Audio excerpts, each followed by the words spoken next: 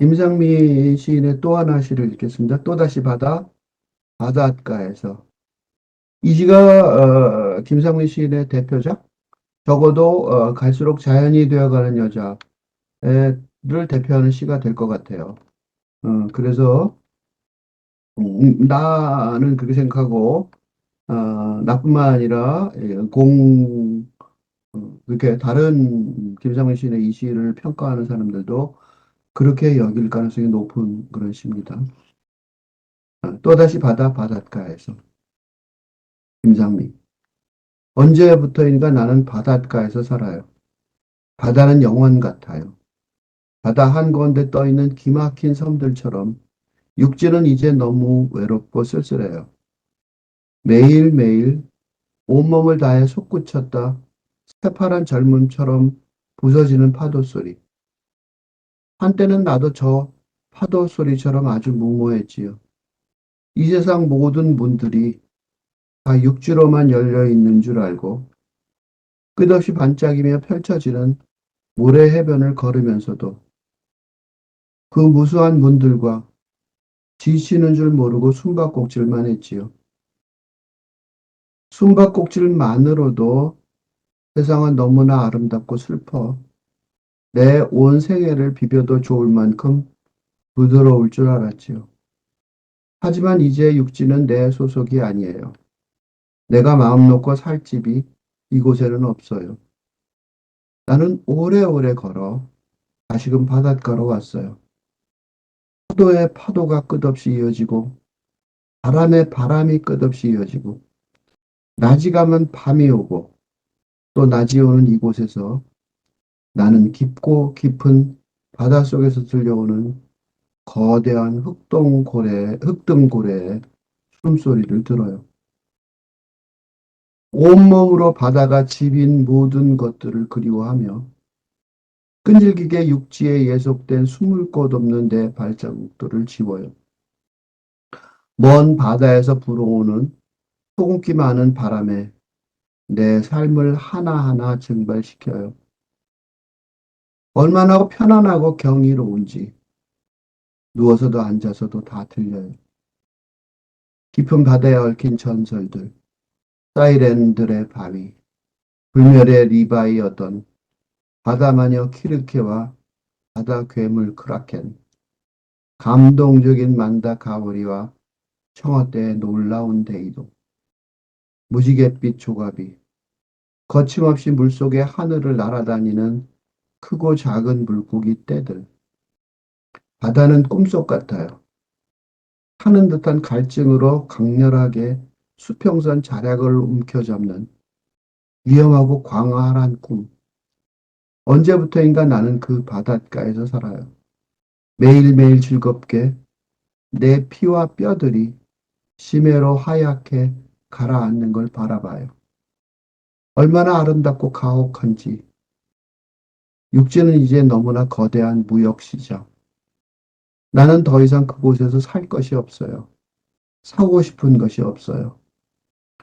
깊은 바닷속으로 전율하며 사라진 모든 이들을 애도하는 통 크고 낡은 육분의와 나침판 외에는. 무슨 이런 해설을 하지 않더라도 아름다운 정서라는 것을 느끼기 쉬운 시예요. 잘 연그러진, 이, 잘 완성된 한 편의 시를 만났어요. 좀 더 잘 이해하는, 설명하고 이해하는, 그럼으로써 이 시를 좀 더 잘 느낄 수 있게 하기 위해서, 어, 내가 읽는 방식 하나를 설명을 해드리려고 그래요. 제목에 또 다시라는 단어가 어, 김상민 시인의 전기 삶을 생각하게 했어요. 김상민 시인은 부산 출신이에요. 부산의 바다 출신이죠. 시를 위해서 서울로 상경한 어떻게 보면 굉장한 무작정 그런 용기를 냈다는 소리를 들은 적이 있는 것 같아요. 김상민 시인이 다시 또 다시 바다를 간 건 아니죠. 정확하게 바닷가에 간 거죠. 부산은 바닷가의 도시예요. 김상민 시인이 지금 현재 부산에 살고 있다고 말하는 건 아니에요. 김상민 시인의 정신 세계가 어, 바닷가로 간 거죠. 그래서 이 바닷가에 산다는 말이 현실의 얘기가 아닌 것이 첫 번째 문장에 나와요. 언제부터인가 나는 바닷가에서 살아요. 현실에 살면 몇 년 몇 월부터 나는 뭐 바닷가에 산다. 뭐 포항에 산다. 부산에 산다. 이렇게 말하겠죠. 근데 김상민 시인이 지금 말하는 이 또다시 바닷가에서의 이주기 어, 이사한 내용은 육체적이고 현실적인 이주의 내용이 아니라 정신적인 영적인 이주의 내용이에요. 그래서 언제부터인가라는 단어를 썼어요.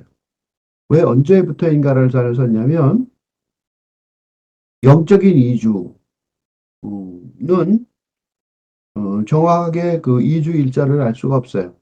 영적인 이주의 이주 일자를 알 수 있는 게 딱 하나 있는데 이게 이제 죽음이에요. 육체의 죽음은 뭐 원하든 원하지 않든 우리는 다 영적인 이주를 해야 되는데 이주를 안 하고 나는 그게 이주가 없다. 그런 사람들도 어쨌든 떠나는 건 마찬가지죠. 이주는 이주예요. 여기서 떠나서 갈 곳이 없다는 것뿐이지 이주를 하지 않는 건 아니죠.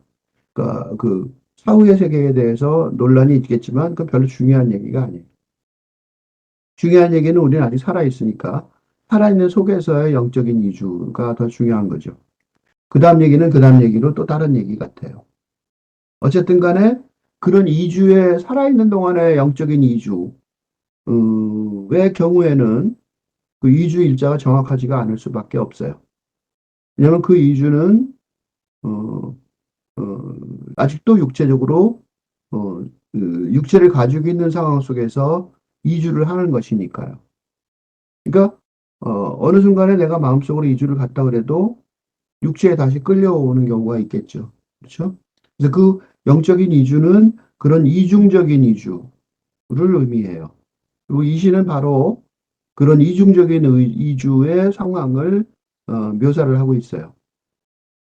거기서 중요한 거는 이주적 상황 속에서 어떻게 영적인 이주를 하게 됐는가, 왜 이주를 하게 됐는가, 그거를 설명하는 것이 중요하죠. 그 설명이 굉장히 설득력이 있다는 점에서 김상미의 또다시 바닷가에서는 굉장히 괜찮은 시가 됐어요. 예를 들면 바다는 영혼 같다 하는 거죠. 그러니까 영적인 이주라는 사실을 이렇게 설명을 했어요. 영혼 같다. 아직 영혼인 건 잘 모르죠. 우리가 영혼하고 합치가 되는 것은 죽음의 순간이니까 인간의 영혼을 이럴 때요. 영혼, 예, 소울이라고 그러죠. 소울. 단어가 두 개가 있는데 혼, 스피릿 이렇게 두 개가 있을 수 있어요. 영혼은 뭐냐면 영혼은 이 영혼이라는 단어 쓸 때요. 영혼은 육체를 전제로 해요. 그지? 영혼, 육체. 그죠? 바디 앤 소울 그러잖아요. 그죠? 그래서 영혼이라는 단어를 쓰면 그거는 아직 살아있을 때예요. 인간 생전. 혼은 뭐예요? 혼은 사후에 혼. 그래서 바다가 영혼이다라고 말은 아직 못하죠. 우리는 아직 혼이 안 됐으니까. 사후에는 혼이 돼요. 그래서 이 바디가 없어지면 소울만 남으면 그게 스피릿이 되는 거죠. 그렇죠? 그래서 사후 세계는 누구 가요. 이주는 누구나 한다고. 그게 김상미 시인이 말하듯이 바다라는 이미지라면 육지에서 육지는 이 육체를 중심으로 하는 영원히 무시당하는 그런 상황 속에서 우리는 바다 영원 쪽으로 가는 중이니까 언제부터인가 나는 바닷가에 살아요. 이 말을 다시 비꼬서 얘기하면 누구나 언젠가 바다에 살 수밖에 없다. 내가 이렇게 말할 수 있죠. 그죠? 이거에다가 요 김상미의 말을 다시 쓰면 누구나 언젠가 바다에 이렇게 말하겠죠. 그죠? 누구나 언젠가 바다에 살아요. 이거를 먼저 사는 방법은 뭐냐? 먼저 사는 방법이 바로 영적인 훈련이죠. 그 영적인 훈련의 도구가 뭐냐? 시죠. 물론 이제 종교인들은 종교라고 그러겠지만 종교는 요새 혼탁스러워져서 육체적인 너무 강조하는 경향이 있죠. 어, 복음이 더 중요하대요. 육체적인 복음이. 그래서 시가 더 영적이 된 것 같아요. 어쨌든 언제부턴가 나는 바닷가에서 살아요. 언제부턴가 모르지만 그 언제부터인가는 시적 상상력을 받아들인 순간부터겠죠. 왜냐하면 바다가 영원 같으니까요. 영혼은 아직 모르게 영혼이라고 단언할 수 없겠지만 그리고 우리가 알고 있는 육지는 바다 한가운데 떠 있는 기막힌 섬들. 어떻게 저기 섬들이 있지? 그렇게 야 어떻게 저기 섬이 있을 수가 있어? 저기 어떻게 섬이 존재할 수가 있지? 그런 게 육지라는 거죠. 그거는 이제 너무 이걸 알게 된 거예요. 이게 진실인 거죠. 이거를 증명하는 방법은 되게 간단해요. 요새 우리나라 그 달 탐사선, 달 탐사선이 어저께 나온 사진인데, 이건 오늘 아침인가 어저께 사진이죠. 지구의 사진. 푸른 지구의 사진을 보세요. 그거 쇼킹하죠? 왜 쇼킹해요? 그 깜깜한 우주 속에 지구가 존재하는 게 당연한 게 아니라 신기한 거예요. 기가 막힌 거라고. 그러니까 기가 막힌 존재예요. 기막히는 거죠. 기막힌 존재 양상이라니까. 어떻게 저기 깜깜한데 어떻게 그게 하나 있냐고 지구가. 그러니까 존재하는 게 신기한 게 아니라 존재 안 하는 게 신기한 게 아니라 존재한 게 신기한 거예요. 지구가 오늘 폭발해서 없어진다. 그게 대단한 일 아니라고.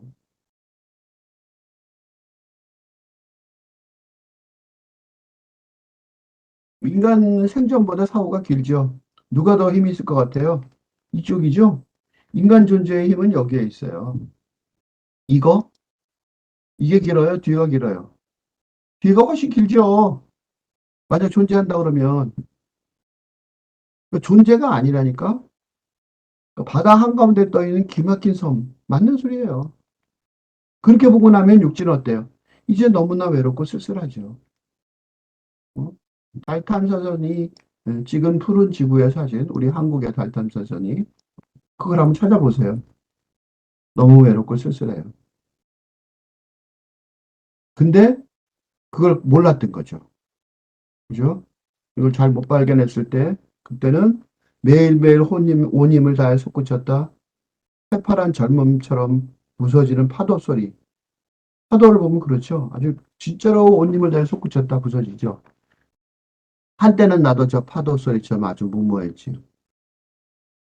뭐가 될 줄 알았던 거죠. 이 세상 모든 문들이 다 육지로만 열려 있는 줄 알고, 그죠?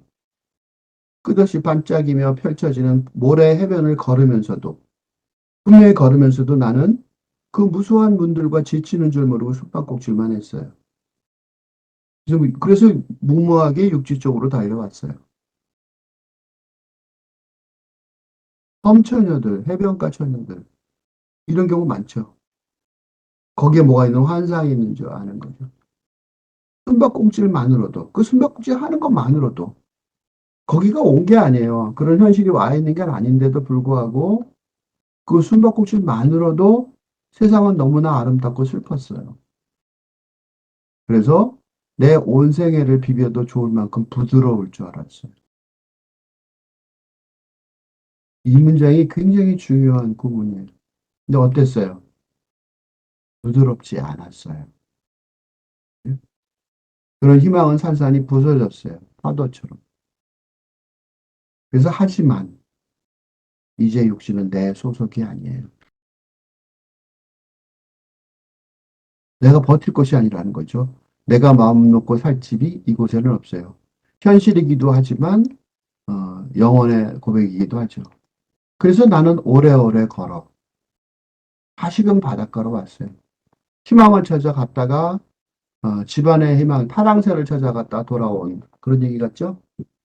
그게 다 똑같은 스토리죠. 그러니까 인류 파랑새, 희망의 파랑새를 찾아서. 어, 김상미 개인의 이야기가 아니에요. 김상미 개인의 이야기이기도 하지만 김상미 개인의 이야기가 아닌 거기도 하죠. 이게 이제 시를 잘 쓰는 사람들의 특징이에요. 시나 예술, 예를 들면 노래를 들을 때 그 노래가 내 옛날을 기억하게 하면 좋은 노래죠. 눈물을 흘리게 하면 더 좋은 노래고요. 시도 마찬가지죠. 그러니까 그런 전통은 이어간 거죠. 그거를 깨달았어요. 그래서 이 오래오래 걸어 다시금 바닷가에 왔다는 사실을 깨달은 거죠. 이런 전환점이 있는 거죠. 이런 고통을 지나고 난 다음에. 그러니까 이런 고통이 없었으면 이 바다의 이런 힘을 알 수가 없는 거죠. 바다의 매력, 그걸 알 수가 없었던 거죠. 그거를 다시금 찾아오는데 오래 걸린 거죠.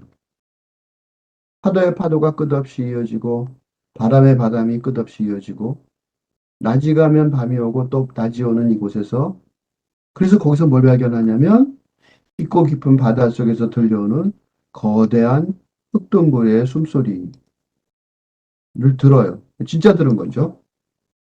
진짜 들은 거예요. 이걸 들었기 때문에 온 거예요. 그래서 그런 그 흑동고래처럼 온몸으로 바다가 지닌 모든 것. 제 대표자인 거죠. 흑동고래가. 그걸 그리워하며 그리고 가야 되니까 끈질기게 육체에 이속된 숨을 곳 없는 내 발자국. 아직도 남아있죠, 육체가? 어쩔 수가 없어요. 끈질기게 육체에 예속된 내 몸이 있는 거죠. 그걸 지울 수밖에 없죠. 그렇지만 나 혼자 지우는 게 아니에요. 먼 바다에서 불어오는 소금기 많은 바람이 있어요. 그 바람이 흑동고래의 숨거리가 숨소리가 내 삶을 하나하나 증발시켜 줘요. 그거는 얼마나 편하고 경이로운지 누워서도 앉아서도 잘 들려요. 이제 그런 경지에 이르는 거죠. 그 경지는 나 혼자만의 경지가 아니라 이런 전설이 있어요. 서양의 전설이기도 하고 자연의 아름다운 의미도 하고 어? 바다는 꿈속 같다는 걸 알게 된 거죠. 영원 같다는 걸 알게 된 거. 하늘 듯한 갈증으로 강렬하게 수평선을 자락을 움켜잡는 위험하고 광활한 꿈이에요. 언제부턴가 나는 그 바닷가에 살아요. 언제부턴가 보세요. 맨 처음 장면이 언제부터인가 나는 바닷가에 살아요죠. 영리예요. 언제부터인가 나는 그 바닷가에 살아요. 2부죠, 2부. 더. 그죠? 더. 어, 이미 나왔던 거다 이거지. 그치? 더. 그 바닷가에 살아요. 그래서 이 바닷가가 이제는 어, 고통의 바닷가가 아니라 기쁨의 바닷가죠. 즐겁게. 정서가 바뀌었죠? 그죠? 정동이 바뀌었어요. 그러니까 새로운 정동이죠. 그러니까 어, 후회와 슬픔과 기쁨의 공존이죠. 이게 뭐예요? 이게 타겟의 정동이에요. 이게 시적 상상력의 결과물이에요. 단순히 슬프거나 기쁜 게 아니라 슬픔과 기쁨이 공존되어 있다는 것, 복잡한 감정이라는 것, 그거를 알려주는 거죠. 근데 이 시가 괜찮은 시로 갑자기 든 거 그래요. 그러니까 물론 그전에도 굉장히 좋은 시였지만 이 시로 굉장히 의미 있는 더 훨씬 확실한 의미 있는 시가 되는 거죠. 물론 이렇게 살기 시작하는 거죠. 그래서 이 뒷부분은 길지는 않아요. 그렇지만 이게 이제 김상미의 앞으로의 시세계고, 이게 우리가 김상미 시를 따라가야 될 시세계라는 걸 알 수 있는 거죠. 왜냐면 내 피와 뼈들이 심해로 하얗게 가라앉는 걸 봐요. 케이스 엘리ot의 황무지의 그한 구절이 생각이 나요. 요거하고 비슷한, 요거 거의 같은 이미지가 T.S. 엘리ot 황무지의 시가 있어요. 그게 얼마나 아름답고 가혹한지, 아름답고 가혹하다는 그 서로 반대되는 어, 이- 이- 이중, 그죠? 어, 앰비벌런스라고 그러죠? 양가적, 양가성, 어? 양가성이 있죠, 이 안에. 가치가 양쪽이죠. 양쪽 가치가 다 들어있어요. 육지는 그렇지만 육지에 대해서 그럼 육지는 버렸냐? 이제 너무나 거대한 무역 시장이 돼 버려서 그곳에 더 이상 살 게 없어요. 구하는 게 없단 말이죠. 사고 싶은 게 없는 거죠. 산다는 건 구한다는 뜻이죠. 뭐밖에 없냐? 깊은 바닷속으로 전멸하며 사라진 모든 이들을 애도하는 또 그거 낡은 육분의와 나침반 외에는. 아까 내가 TS 엘리엇 얘기했는데 TS 엘리엇 황무지, 경지에 어느 정도 와 있는 것 같아요. 놀라운 시라고 여겨져요. 베이즐리 아주 위대한 황무지인데 그런 정서, 그 황무지의 그 도달점, 그런 도달점에 일부가 도달해 있는 것 같은 어, 김상미 시인의 시적 성취라고 여겨지고, 그러면서 김상미 시인한테 축하의 말을 전하지 않을 수 없어요.